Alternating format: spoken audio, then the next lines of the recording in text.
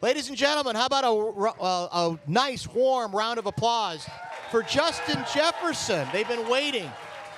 They have been waiting patiently for you. JJ, I wanted to believe they were here to see us, and I can't lie. They're waiting to see you. And it's the second straight year you joined us here, which we very much appreciate. We appreciate you coming back. It's good to see you. It's hard to believe a whole year has gone by. Right? Isn't that crazy? For sure. All right, let's start with. Yeah, Mike's got to be really high, unfortunately. Y'all getting me? Now that's good. That's perfect. That's perfect. All right, you said it yesterday. You want to win, so it was probably harder. You have a career day. You set the record for regular season yardage totals: 223 yards on 11 catches. You break the regular season Sammy White record. But we had Patrick Peterson here the first hour, and as we said to him, it would have been even a bigger deal, I think, if you had won the game. And I assume that's the way you feel about it. It's hard to get into celebration mode because clearly you were PO'd that you didn't win. You want to win. Yeah, just like you said, individually, I'm proud of my performance. Of course, I want to do, whatever it takes for my team to win. And be a major role in that factor.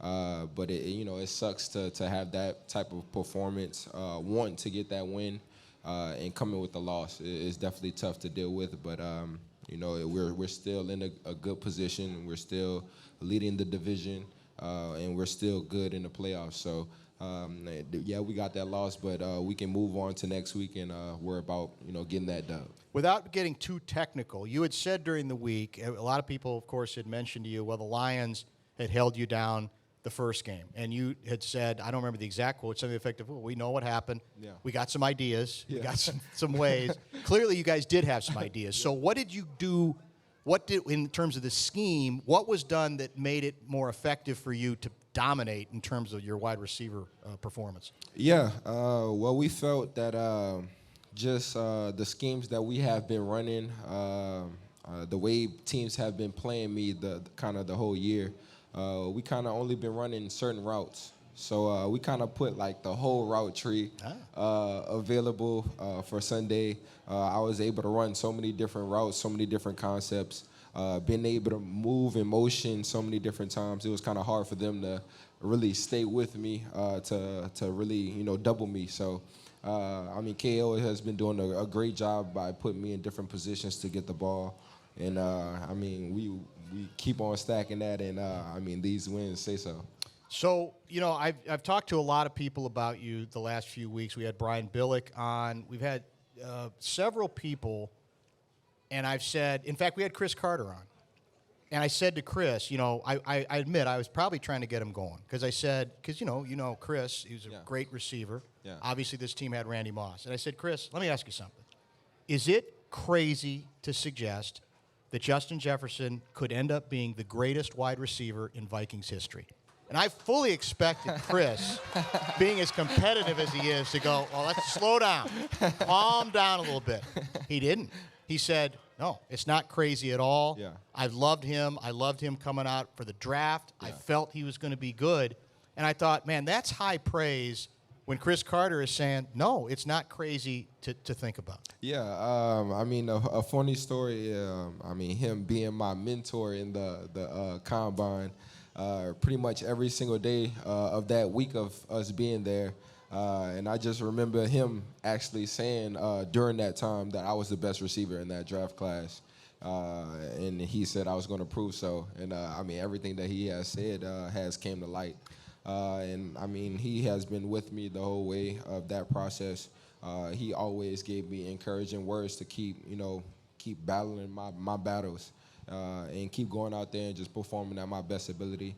I definitely, accept that praise for him by saying that. There's so much more that I have to do in order to be in the same category as them. What do you think, looking back, the scouts who didn't insist that you got to be the first receiver to go in that draft, what do you think they missed? They missed a lot. They missed a lot. Me being in a slot my junior year in college. I was productive there. Yeah, but that wasn't the only reason I was productive. And I felt that's what a lot of people missed. Yeah, I had Joe Burrow. Yeah, he won the Heisman. But, I mean, yeah, I got to catch the ball also, you know, and having 111 catches that season, 1,500 yards, that is very hard to do, especially with Jamar Chase on the other side of you. So I didn't really understand the cons of my game, as you want to call it. But I mean, I was glad to prove them wrong and being a versatile receiver coming into the league. You know, what's interesting about it is I get the sense you're now, you know, established. You are considered, depending on who you want to talk to, the best receiver in the league, or certainly among the very best. Everybody recognizes you now. So it's no longer that they're taking you for granted. Yet, I sense that you share with a lot of great players, no matter how much celebration they get, that you maintain that you're going to always be annoyed. Yeah. Because, I mean, go back. I mean, Brady's a good example of that. I mean, Brady is probably, you know, is the greatest quarterback of all time, and he's still ticked off about where he was drafted and what people thought. Right. So is that just how it works, where that's the part of the fuel? Yeah. I feel like it's always going to be a part of the fuel just because someone in this world is going to think I'm not the number one receiver. I think that's my drive. I mean, my drive is to be a Hall of Famer, to be one of the best receivers to ever do it. So that's my drive. Just always wanting to be the greatest to do it. I always had that drive since I was a kid. So everything I do, I'm always competing at the highest level possible. Don't matter if it's a board game or if I'm playing sports. I always had that in me. My whole family has that in them. But I mean, I just love the game of football, and I just love competing. Justin Jefferson is with us, Toys for Tots in Eden Prairie at Scheels. Oh, wait, I forgot. I heard you. You got me my baked. Yeah. Look at this. I got baked I heard you couldn't find none. I couldn't find. Well, these are the baked originals. Yeah. I'm looking for the baked ruffles. Let's see. Let's see so what you the wasn't second one specific. is. Baked barbecue. Yeah, but it's the thought that counts. And the baked Cheetos, ladies and gentlemen. I got you plenty baked. I appreciate that, man. That's an inside joke. I tweeted today some bitterness that I couldn't get the baked ruffles. That's funny. But they got baked. That's all good. Yeah. So for you, if you're evaluating you, looking outside yourself, the success to this point through 3 magical seasons individually, how much of it is the physical attributes you have? How much of it do you think is the hatred of losing and the competitiveness? What's the breakdown for you? I don't know. I just put it all in one category, honestly. I mean, me going out there on the field, I just feel like it's just me. It's just a place where just my mind just goes to blank and I just worry about football.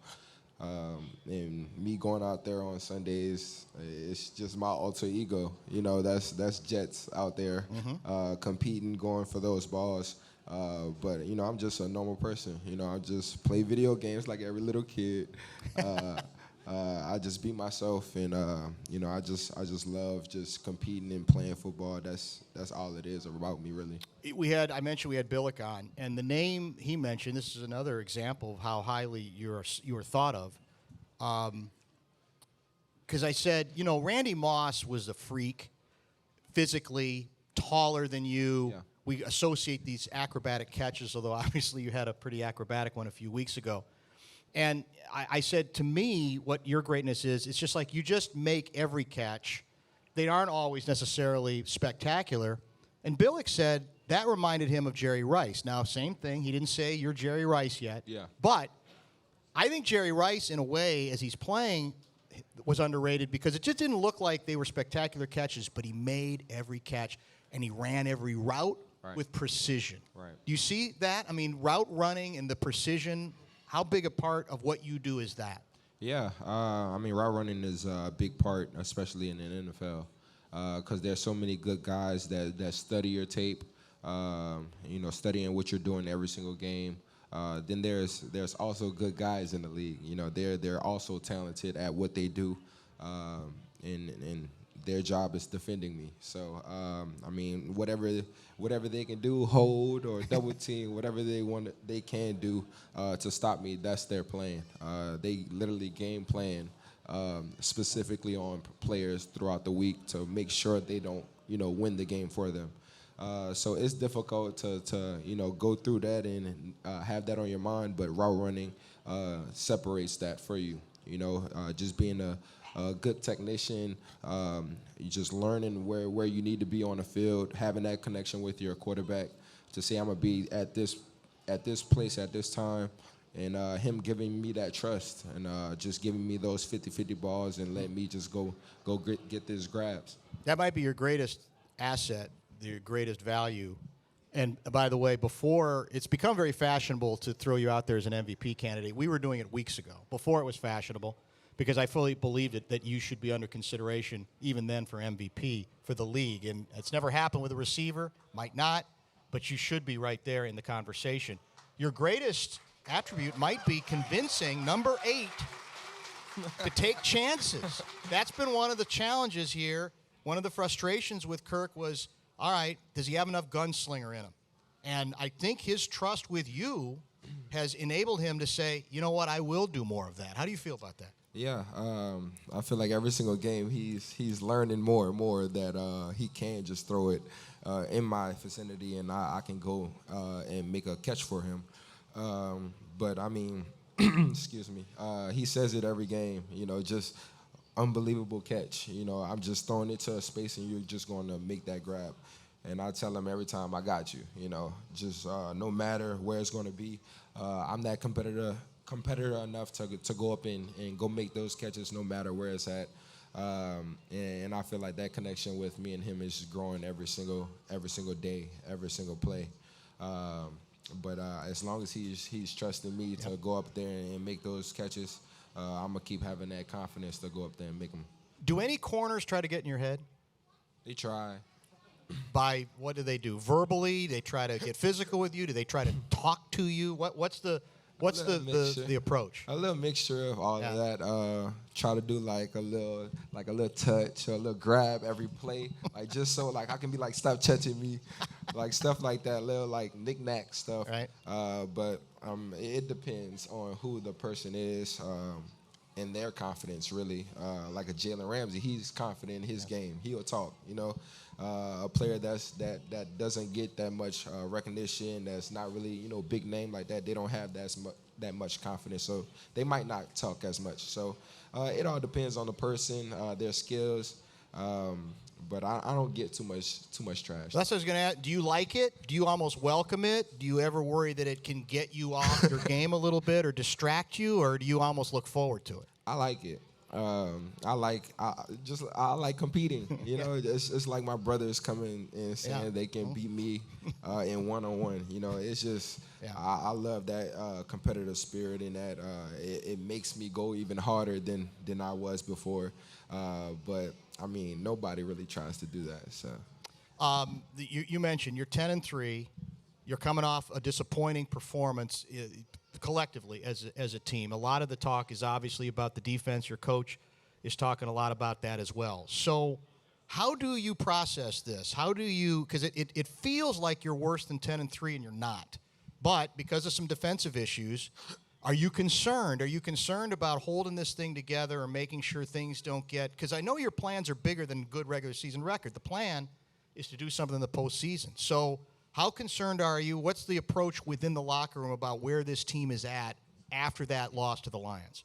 Yeah, I'm not really concerned. I mean, we just gotta, be better, execute our plays better, and find better ways to do what we need to do. And just like you said, we're 10-3, and we're not playing as we want to play. So that just goes to show you that there's room for improvement. But there's time to improve also. And I mean, we played fantastic at the beginning of the season. Having everybody on the same page. We played great on defense and not so on offense. Now it's kind of the other way around. But I mean, we're confident in the guys in the building to make things right all the way around, the whole team. And we're leaning on each other to fighting for each other and we want that one goal together. So in order to do that, we all got to be on that same page. On the Vikings, KFAN, of course, is the Vikings radio network, and after the game yesterday, there's a show called Vikings Fan Line. And so fans call in with ideas, concerns, they vent, they're frustrated, whatever the case may be. So I was on the treadmill yesterday after I'd watched the game, and I almost fell off it because I was at 4:52, Guardsy? 4:52 p.m. Central. A listener called in and said, here's what the Vikings need to do. This is what they're required to do defensively. They need to have Justin Jefferson play cornerback the rest of the season.